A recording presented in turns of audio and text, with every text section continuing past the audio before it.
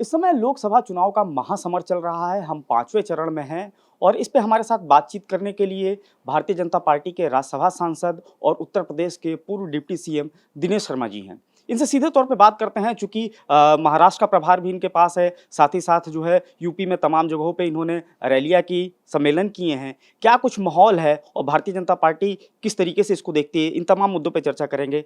Sir आज लखनऊ में voting हो रही है। सबसे बड़ी चीज़ सर लखनऊ इस समय सबसे हॉट सीट है क्योंकि ये अटल जी की एक विरासत है। तो इसको कैसे देखते हैं सर और क्या कुछ लग रहा है आपको? ये अटल जी की विरासत है, सही है। लखनऊ के अटल थे और के लखनऊ है। ये बात सब सर्वविदित है। आदरणीय राजनाथ सिंह जी अटल जी के वरद पुत्र हैं।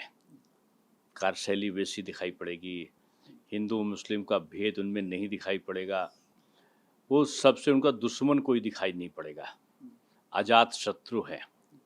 और एक एक कार्यकर्ता को अटल जी की तरीके से पहचानना, नाम लेना, मृदु भाषा, ये उनके गुण रहे हैं।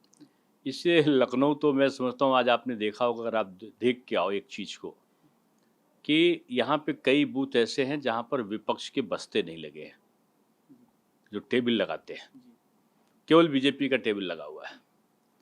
तो ये मोदी जी के प्रति आकर्षण है, राजनाथ सिंह जी के प्रति आकर्षण है, और पूरा उत्तर प्रदेश भाजपा में है।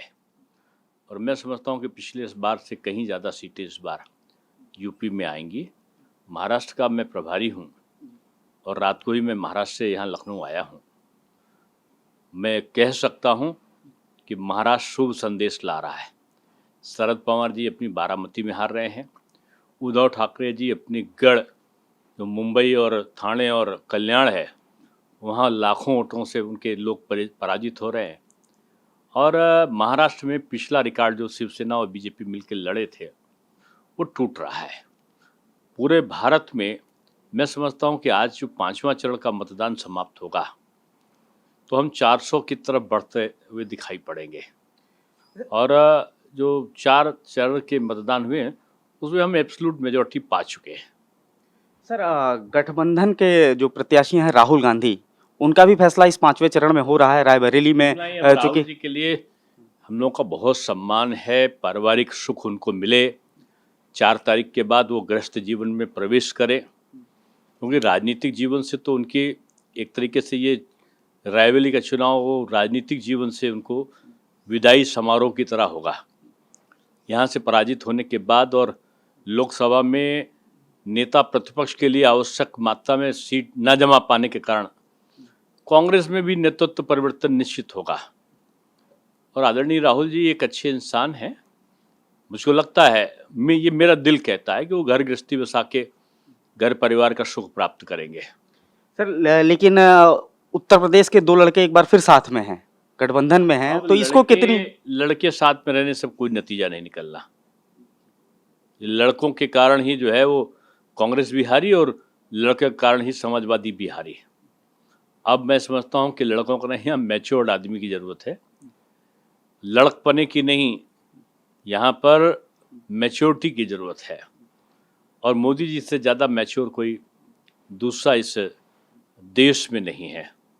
और योगी जी इन दोनों से उम्र में छोटे हैं, लेकिन योगी जी ऐसा कर्तव्यनिष्ठ भी राजनेता दूसरा उत्तर प्रदेश में नहीं है। तो आप देख लीजिएगा कि मैं समझता हूँ कि एक बड़ी जीत की तरफ, चाहे वो महाराष्ट्र हो, चाहे उत्तर प्रदेश हो या भारत के अन्य प्रदेश हो, बीजेपी 400 पार के लक्ष्य के करीब जा रही है।